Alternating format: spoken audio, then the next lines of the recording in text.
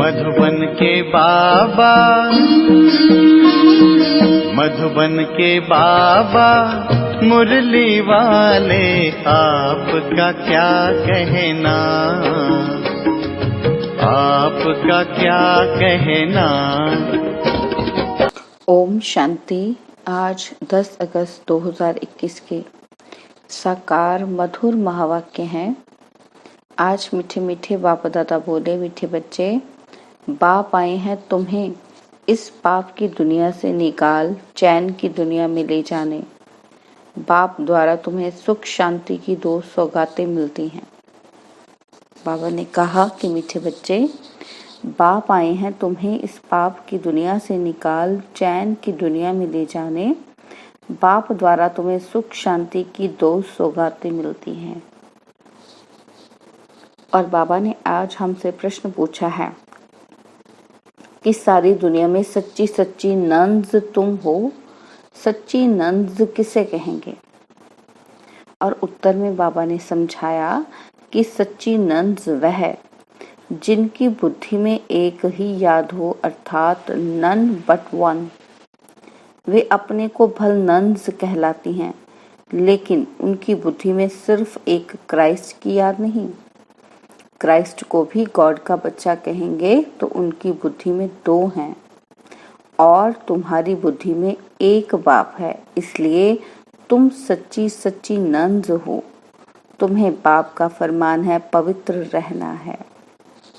देखो बाबा ने कितना सुंदर समझाया कि बाबा कहते जो क्रिश्चियन धर्म में नंज कहलाती हैं, तो बाबा कहते वो सच्ची नंज नहीं है, क्योंकि उनके दिमाग में 2 हैं, क्योंकि वो क्राइस्ट को मानते हैं और क्राइस्ट ने अपने आप को क्या कहा, सन ऑफ गॉड। तो उनकी बुद्धि में डायरेक्ट और इनडायरेक्ट 2 हो गए ना। तो बाबा कहते लेकिन आपकी याद में नन बट वन, सिर्फ और सिर्फ एक परमपिता परमात्मा है। तो बाबा ने देखो कितना सुंदर एग्जाम्पल से इस चीज को समझाया। तो बाबा कहते बाप का फरमान है कि पवित्र रहना है, और गीत है इस पाप की दुनिया से कहीं दूर ले चल। ओम शांति। मीठे मीठे रूहानी बच्चों ने गीत सुना। किसने गीत सुना? आत्माओं ने। आत्मा को परमात्मा नहीं कहा जा सकता, मनुष्य को भगवान नहीं कह सकते। बाबा कहते अच्छा, अभी तुम हो ब्राह्मण, तुमको अभी देवता नहीं कहा जाता। ब्रह्मा को भी देवता नहीं कहा जा सकता।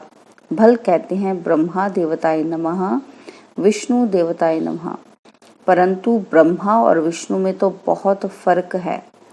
विष्णु को देवता कहा जाता है, ब्रह्मा को देवता नहीं कह सकते, क्योंकि वह है ब्राह्मणों का बाप, और ब्राह्मणों को देवता नहीं कहा जा सकता। अब यह बातें कोई मनुष्य को नहीं समझा सकते, भगवान ही समझाते हैं। मनुष्य तो अंधश्रद्धा में जो जाता है सो बोल देते हैं। अभी तुम बच्चे समझते हो। क्या समझते हैं हम? कि रूहानी बाप हम बच्चों को पढ़ा रहे हैं। अपने को आत्मा समझना चाहिए। अहम आत्मा ये शरीर लेती है। अहम आत्मा ने 84 जन्म लिए हैं।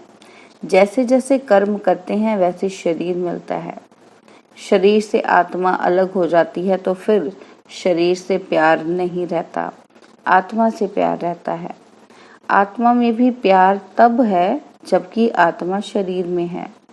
पितरों को मनुष्य बुलाते हैं, शरीर तो उनका खत्म हो गया, फिर भी उनकी आत्मा को याद करते हैं, इसलिए ब्राह्मण में बुलाते हैं। कहते हैं फलाने की आत्मा आओ, यह भोजन आकर खाओ।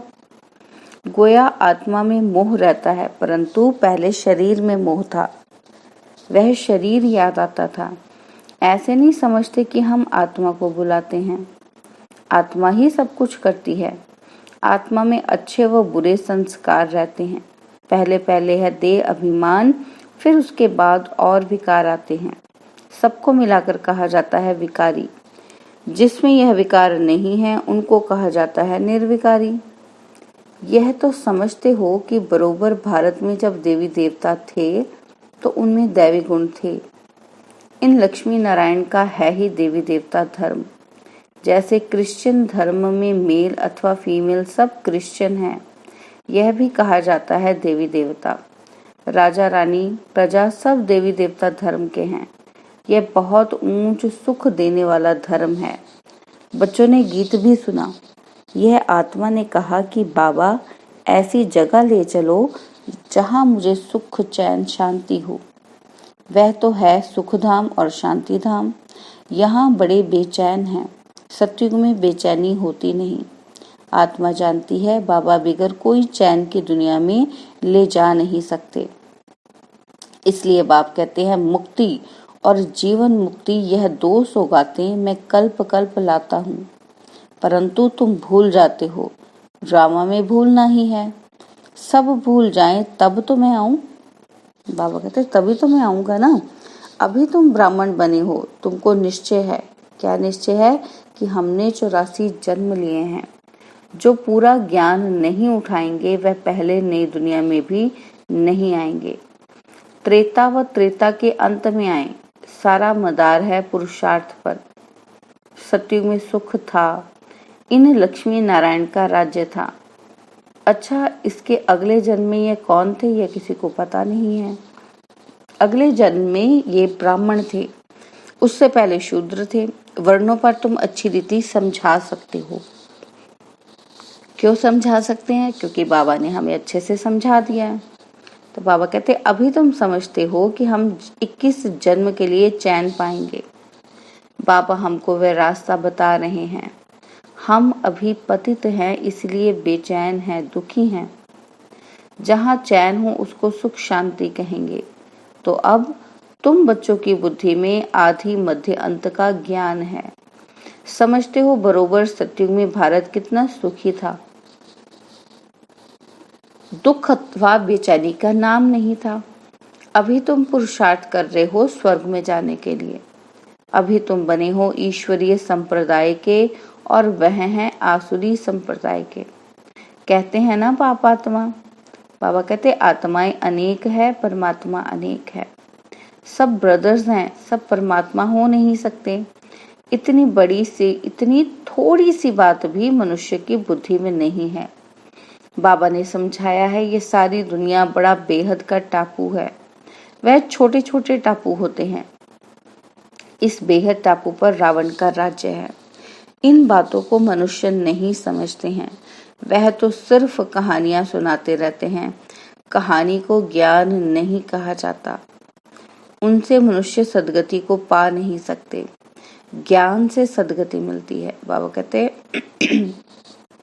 ज्ञान से सदगति मिलती है। इसीलिए कहानी जब सुनाई जाती है तो उसमें ये जरूर सिखाया जाता है कि इससे हमें क्या शिक्षा मिलती है, क्योंकि कहानी एक इंटरेस्टिंग वे है लर्निंग का। तो लेकिन जब तक कहानी से शिक्षा नहीं बताई जाती, उसको ग्रहण नहीं किया जाता, तब तक बाबा कहते हैं कहानी का भी कोई अर्थ नहीं है। कहानी से जो शिक्षा है वो ज्ञान है। तो बाबा कहते हैं ज्ञान से सदगति मिलती है। उस कहानी के कैरेक्टर्स को सुन लिया, क्या किया, उससे कुछ सदगति नहीं होगी। उससे निचोड़ क्या निकला, ज्ञान क्या निकला, शिक्षा क्या मिली, उससे बाबा कहते हैं उस ज्ञान से सदगति मिलती है। और ज्ञान देने वाला है एक बाप, दूसरा न कोई। भक्तों की भगवान ही आकर रक्षा करते हैं। मनुष्य मनुष्य की रक्षा नहीं कर सकते। शिव बाबा भी सभी बच्चों को वर्षा देते हैं। वह बाप भी है, शिक्षक भी है, सतगुरु भी है, वकील, बैरिस्टर भी है, क्योंकि जमघटों की सजा से छुड़ाने वाला है। सतयुग में कोई भी जेल में नहीं जाएंगे। बाबा कहते बाप तो सबको जेल से छुड़ाते हैं। बच्चों की सर्वश्रेष्ठ सब मनोकामनाएं पूर्ण होती हैं। रावण द्वारा अशुद्ध कामनाएं पूर्ण होती हैं और बाप द्वारा शुद्ध कामनाएं पूर्ण होती हैं। शुद्ध कामनाएं पूरी होने से तुम सदा सुखी बन जाते हो। अशुद्ध कामना है पतित विकारी बनना। पावन रहने वाले को ब्रह्मचारी कहा जाता है। बाबा कहते तुमको भी पवित्र रहना है। पवित्र बन, पवित्र दुनिया का मालिक बनना है। पतित से पावन एक बाप ही बनाते हैं। साधु संत आदि तो विकार से पैदा होते हैं। देवताओं के लिए ऐसे थोड़ी कहेंगे। बाबा कहते वहां विकार होते ही नहीं, वह है ही पावन दुनिया। लक्ष्मी नारायण संपूर्ण निर्विकारी थे। भारत पवित्र था। यह अभी तुम समझते हो। सतयुग में प्योरिटी थी तो पीस प्रॉस्पेरिटी थी, सब सुखी थे। रावण राज्य जब से हुआ है तो गिरते आए हैं। बाबा कहते अभी तो कोई काम के ही नहीं रहे, एकदम कौड़ी मिसल बन गए हैं। अब फिर हीरे मिसल बाप द्वारा बनते हो। भारत जब सतयुग था तो हीरे जैसा था, अब तो कौड़ी मिसल भी नहीं है। अपने धर्म का किसी को पता ही नहीं पड़ता है, पाप करते रहते हैं, वहां तो पाप का नाम नहीं। तुम देवी देवता धर्म के नामी ग्रामी हो, देवताओं के ढेर चित्र हैं, और धर्मों में देखेंगे एक ही चित्र रहता है। क्रिश्चियन पास एक ही क्राइस्ट का चित्र होगा और बौद्धियों के पास एक ही बुद्ध का। क्रिश्चियन क्राइस्ट को ही याद करते हैं, उनको नन्स कहा जाता है।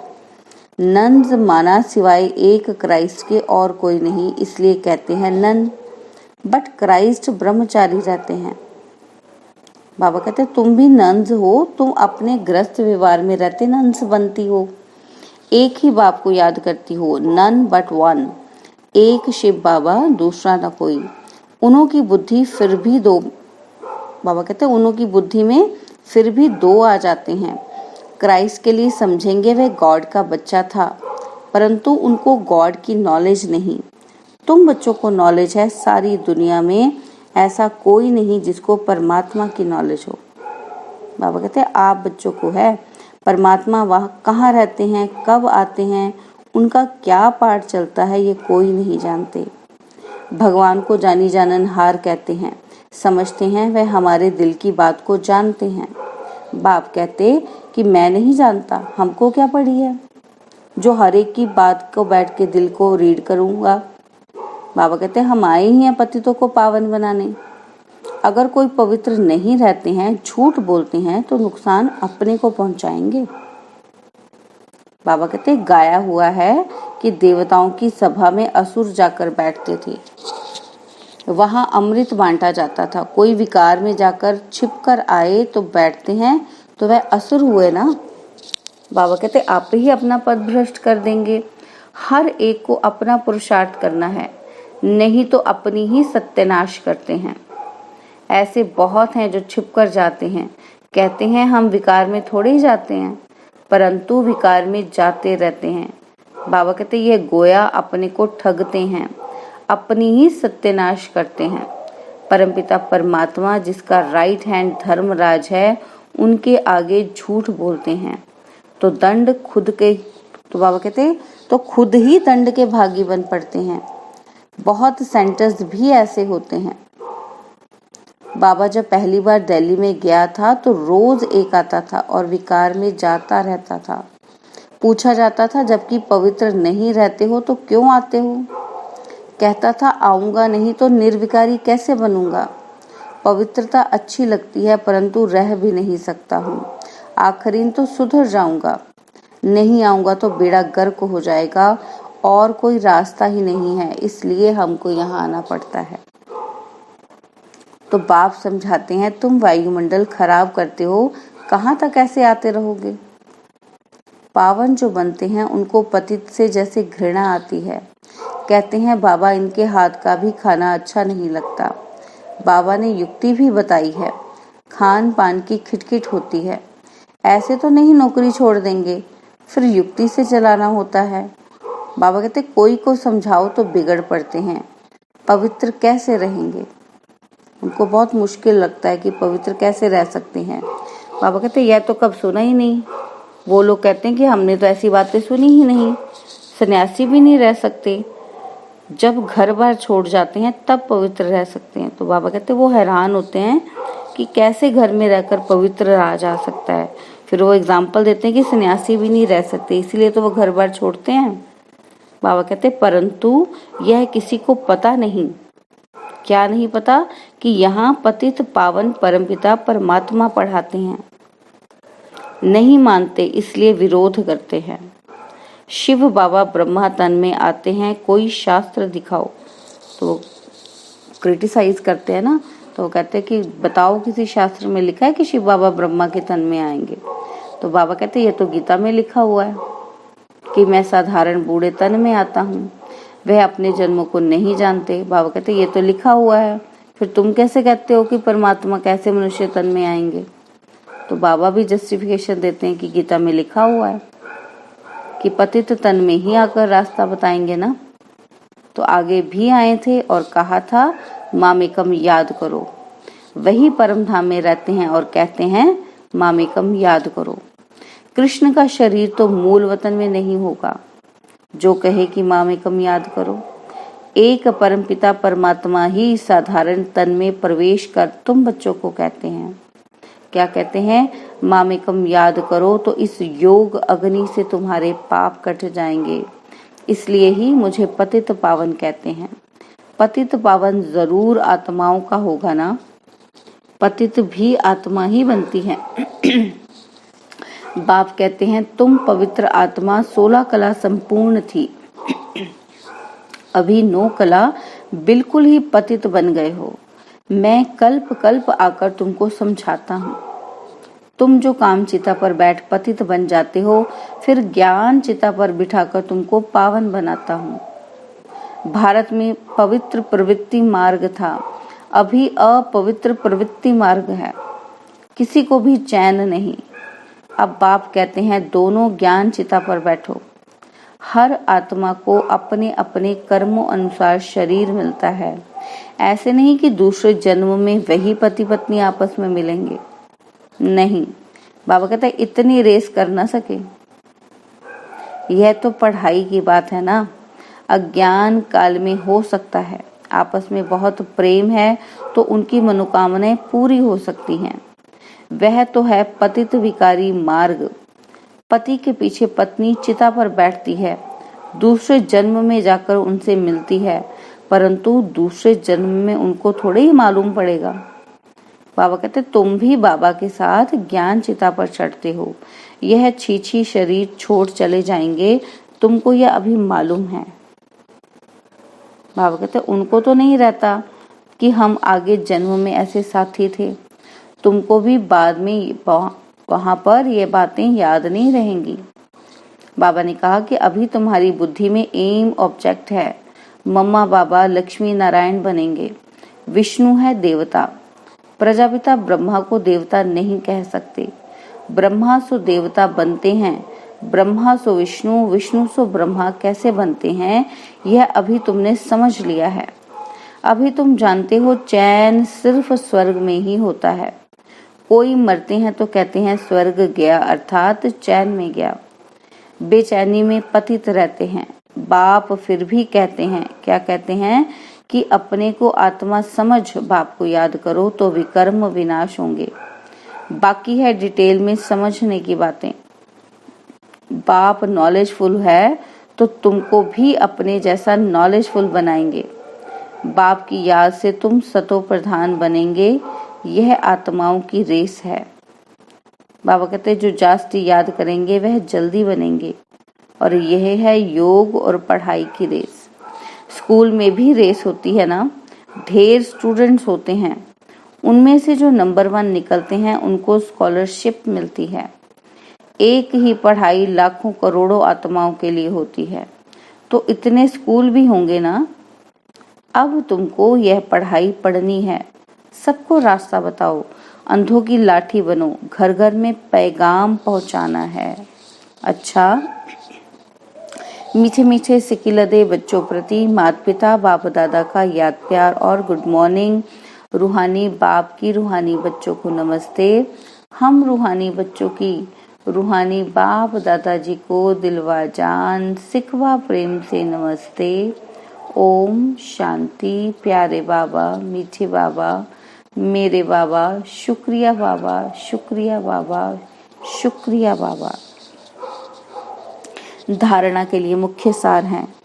पहला पॉइंट है, अब अशुद्ध कामनाओं का त्याग कर शुद्ध कामनाएं रखनी हैं। सबसे शुद्ध कामना है पवित्र बनकर पवित्र दुनिया का मालिक बने। कोई भी भूल को छिपाकर अपने को ठगना नहीं है। धर्मराज बाप से सदा सच्चा रहना है। और सेकंड पॉइंट है, ज्ञान चिता पर बैठ इस पढ़ाई में रेस कर भविष्य नई दुनिया में ऊंच पद पाना है। योग अग्नि से विकर्मों के खाते को दग्ध करना है। और बाबा ने आज हमें वरदान दिया है कि सत्यता की महानता द्वारा सदा खुशी के झूले में झूलने वाले अथॉरिटी स्वरूप भव। सत्यता की महानता द्वारा सदा खुशी के झूले में झूलने वाले अथॉरिटी स्वरूप भव। बाबा ने इसको एक्सप्लेन किया है कि सत्यता की अथॉरिटी स्वरूप बच्चों का गायन है। क्या गायन है कि सच तो बिठो नच, सत्य की नाव हिलेगी लेकिन डूब नहीं सकती। आपको भी कोई कितना भी हिलाने की कोशिश करे, लेकिन आप सत्यता की महानता से और ही खुशी के झूले में झूलते हो। वह आपको नहीं हिलाते, लेकिन झूले को हिलाते हैं। यह हिलाना नहीं लेकिन झुलाना है। इसलिए आप उन्हें धन्यवाद दो कि आप झुलाओ और हम बाप के साथ झूलें। स्लोगन है, सर्व शक्तियों की लाइट सदा साथ रहे तो माया समीप नहीं आ सकती। स्लोगन, सर्व शक्तियों की लाइट सदा साथ रहे तो माया समीप नहीं आ सकती। ओम शांति।